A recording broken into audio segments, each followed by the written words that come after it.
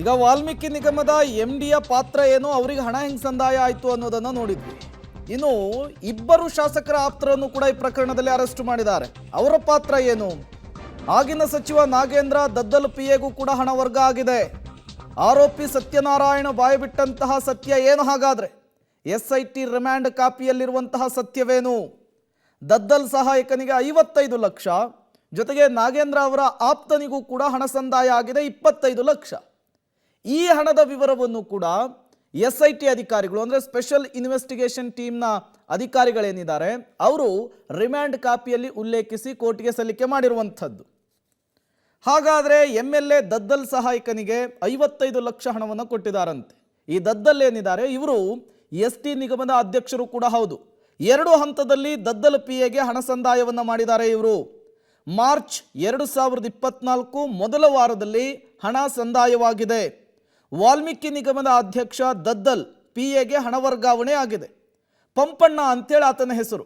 ಆತನಿಗೆ ಮೊದಲನೇ ಕಂತಿನ ರೂಪದಲ್ಲಿ 5 ಲಕ್ಷ ರೂಪಾಯಿ ಹಣವನ್ನು ಕೊಟ್ಟಿರುವಂತಹದ್ದು, ಸಂದಾಯ ಮಾಡಿರುವಂತಹದ್ದು, ವರ್ಗಾವಣೆ ಮಾಡಿರುವಂಥದ್ದು.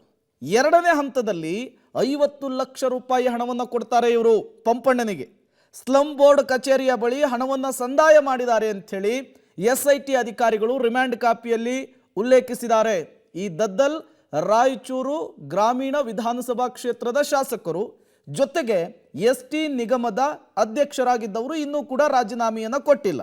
ಇನ್ನು ನಾಗೇಂದ್ರ ಅವರ ವಿಚಾರಕ್ಕೆ ಬರೋಣ. ನಾಗೇಂದ್ರ ಅವರು ಸಚಿವರಾಗಿದ್ದವರು, ಈ ವಿಚಾರದಲ್ಲಿ ಅವರ ತಲೆದಂಡ ಆಗಿದೆ, ರಿಸೈನ್ ಮಾಡಿದ್ದಾರೆ. ಅವರ PAಗೆ 25 ಲಕ್ಷ ಹಣ ಸಂದಾಯ ಆಗಿರುವಂಥದ್ದು.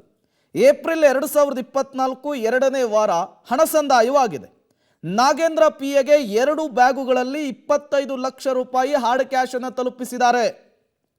BBMP ಕಚೇರಿಯ ಬಳಿ ಹಣ ಹಸ್ತಾಂತರವನ್ನು ಮಾಡಿದ್ದಾರೆ. ಶ್ರೀನಿಧಿ ಸಾಗರ್ ಹೋಟೆಲ್ ಪಾರ್ಕ್ನಲ್ಲೂ ಕೂಡ ಹಣವನ್ನು ವರ್ಗಾಯಿಸುವಂತಹ ಕೆಲಸ ಆಗಿದೆ. 2 ಬ್ಯಾಗ್ನಲ್ಲಿ 25 ಲಕ್ಷ ಹಣವನ್ನು ಮಾಜಿ ಸಚಿವ ನಾಗೇಂದ್ರ ಅವರ PA ಹರೀಶ್ ಪಡೆದಿದ್ದಾರೆ ಅನ್ನೋದು SIT ತನಿಖೆಯಲ್ಲಿ ಗೊತ್ತಾಗಿರುವಂತಹ ವಿಚಾರ. ಮತ್ತಷ್ಟು ಡೀಟೇಲ್ಸ್ ಕೊಡ್ತಾರೆ ಮುರಳಿ, ನೇರ ಸಂಪರ್ಕದಲ್ಲಿ ಜಾಯಿನ್ ಆಗಿದ್ದಾರೆ. ಮುರಳಿ, ಇಬ್ಬರು ಶಾಸಕರು ಈಗ ED ಸಂಕಷ್ಟವನ್ನು ಎದುರಿಸ್ತಾ ಇರುವಂಥದ್ದು.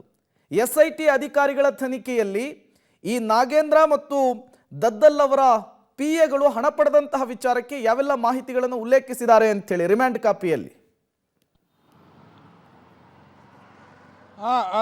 ಪ್ರೇಮ್, ಏನಂದ್ರೆ ಈ ಪ್ರಕರಣಕ್ಕೆ ಸಂಬಂಧಪಟ್ಟಂತೆ ಈ ಇಬ್ಬರು ಒಬ್ಬ ಸಚಿವ ಮತ್ತು ಒಬ್ಬರು ಶಾಸಕರು, ಅಂದರೆ ಆ ಸಂದರ್ಭದಲ್ಲಿ ಸಚಿವರಾಗಿದ್ದಂಥ ಏನು ನಾಗೇಂದ್ರ ಅವರ PS ದೇವೇಂದ್ರಪ್ಪ ಮತ್ತು ಇನ್ನೊಬ್ಬ ಶಾಸಕ ಅಂದರೆ ನಿಗಮ ಮಂಡಳಿಯ ಅಧ್ಯಕ್ಷರಾಗಿರೋಂಥ ಬಸನಗೌಡ ದದ್ದಲ್ ಏನಿದ್ರು, ಬಸನಗೌಡ ದದ್ದಲ್ ಅವರ PA ಪಂಪಣ್ಣ, ಇವರಿಬ್ಬರು ಕೂಡ ಒಬ್ಬರು 45 ಲಕ್ಷ, ಮತ್ತೊಬ್ಬರು 25 ಲಕ್ಷ ಹಣವನ್ನು ಪಡೆದುಕೊಂಡಿರೋದು. ಅದಕ್ಕೆ ಪೂರಕವಾದ ದಾಖಲೆಗಳೇನಿತ್ತು ಆ ದಾಖಲೆಗಳನ್ನು ಕೂಡ ಈಗಾಗಲೇ ಪರಿಶೀಲನೆಯನ್ನು SIT ಅಧಿಕಾರಿಗಳು ಮಾಡಿರುವಂಥದ್ದು. ಆದರೆ ED ಅಧಿಕಾರಿಗಳು ಇವತ್ತು ದಾಳಿಯನ್ನು ನಡೆಸ್ತಾ ಇರೋ ಸಂದರ್ಭದಲ್ಲಿ ಹರೀಶ್ನ ಪಾತ್ರ ಏನಿತ್ತು, ಹರೀಶ್ನ ಪಾತ್ರದ ಬಗ್ಗೆ ಕೂಡ ಒಂದಷ್ಟು ಎಸ್ಟಾಬ್ಲಿಷ್ ಆಗುವಂತ ಪ್ರಯತ್ನಗಳನ್ನ ಮಾಡ್ಕೊಂಡಿದ್ದಾರೆ. ಪ್ರಯತ್ನಗಳ ಪ್ರಕಾರ ಈಗ ಈ ಇನ್ನೇನು ಕೆಲವೇ ಹೊತ್ತುಗಳಲ್ಲಿ ಆ ಪ್ರಕ್ರಿಯೆಗಳು ಕೂಡ ಆಗುವಂಥದ್ದು.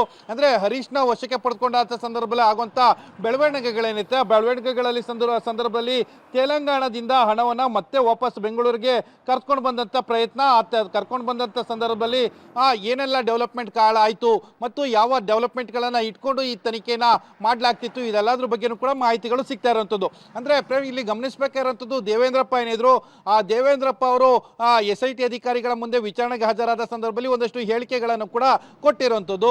ಜೊತೆಗೆ ಆ ಹೇಳಿಕೆಗಳನ್ನು ಆಧರಿಸಿಯೇ ನಾಗೇಂದ್ರ ಅವರನ್ನ ವಿಚಾರಣೆಗೆ ಹಾಜರಾಗಬೇಕು ಅಂತೇಳಿ SIT ನೋಟಿಸನ್ನು ಕೊಟ್ಟಿತ್ತು ಮತ್ತು ಅವರ ವಿಚಾರಣೆ ಆದ ಬಳಿಕ, ಅವರ ಹೇಳಿಕೆ ಆದ ಬಳಿಕ ಇದೆಲ್ಲ ಕೂಡ ಡೆವಲಪ್ಮೆಂಟ್ಗಳಾಗಿರುವಂಥದ್ದು. ಅಂದರೆ ಒಂದಷ್ಟು BBMP ಕಚೇರಿಯ ಮುಂದೆನೂ ಕೂಡ ಈ ಹಣವನ್ನು ಸಂದಾಯವನ್ನು ಮಾಡಿದ್ರು. ವೈಷ್ಣವಿ ಮಾಲ್ ಏನಿತ್ತು ಅದರ ಅಂಡರ್ಗ್ರೌಂಡ್ ಅಲ್ಲೂ ಕೂಡ ಸುಮಾರು 2 ಬ್ಯಾಗ್ಗಳಲ್ಲಿ 2 ಕೋಟಿಯಷ್ಟು ಹಣವನ್ನು ಕೊಟ್ಟಿದ್ರು, ಮನಿ ಲ್ಯಾಂಡ್ರಿಂಗ್ ಮಾಡಿದ್ರು ಅನ್ನೋದ್ರ ಬಗ್ಗೆನೂ ಕೂಡ ಮಾಹಿತಿಗಳು ಸಿಗ್ತಾ ಇರುವಂಥದ್ದು. ಈ ಎಲ್ಲ ದಾಖಲೆಗಳು, ಈ ಎಲ್ಲ ಸತ್ಯಾಂಶಗಳು ಮತ್ತು ಇದೆಲ್ಲದಕ್ಕೂ ಕೂಡ ಪೂರಕವಾದ ಒಂದಷ್ಟು ಸಾಕ್ಷ್ಯಗಳನ್ನು ಇಟ್ಕೊಂಡು ಈಗ ED ಅಧಿಕಾರಿಗಳು ಮನಿ ಲ್ಯಾಂಡ್ರಿಂಗ್ ಆಕ್ಟ್ ಅಡಿಯಲ್ಲಿ ಪ್ರಕರಣವನ್ನು ದಾಖಲಿಸಿಕೊಂಡು ತನಿಖೆಯನ್ನು ಮಾಡ್ತಾ ಇರುವಂಥದ್ದು.